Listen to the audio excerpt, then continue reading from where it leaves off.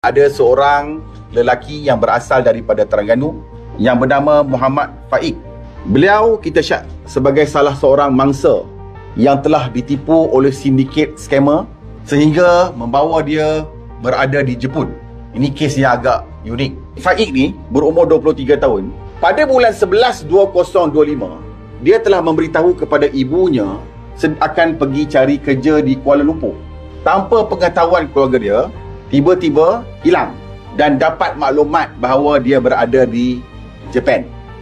Keluarga tak tahu apa jadi, nak hubungi pun tak boleh, seolah-olah terdapat kawalan yang menyebabkan tidak ada komunikasi, hilang daripada radar. Maka kita pun telah membuat keputusan untuk membuat siaran media pada hari ini dengan tujuan untuk meminta kepada semua orang untuk mendapatkan maklumat di manakah kedudukan Muhammad Faik. Pada pagi ini kita telah menerima maklumat di mana keluarga mangsa telah memaklumkan bahawa adik Muhammad Faik telah ditahan di Toyama Minami Police Station, Jepun. Dia disyaki tuduhan awal terlibat dalam kes penipuan, dikatakan panggilan telefon palsu, dan ada rampasan wang sekitar 4 juta yen. Ini maklumat awal yang dapat daripada website di Jepun, laporan media.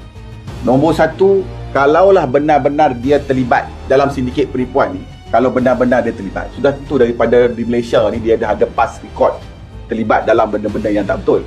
Nombor 1, pattern dia di sekolah sains.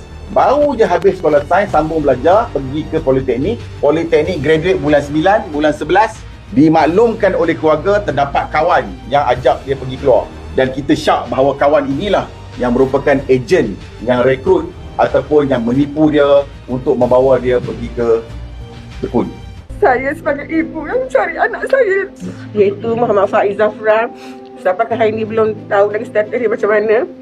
Sepanjang berada di Jepun, anak saya sentiasa berhubung dengan rakan-rakannya melalui Snapchat dan WhatsApp.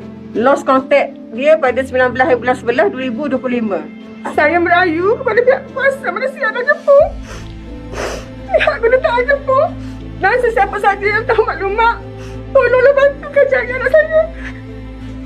Kakak saya setiap hari WhatsApp anaknya untuk tapi cuma satu tip je yang dapat. Maksudnya phone dia pun mungkin kena pegang dengan sindiket.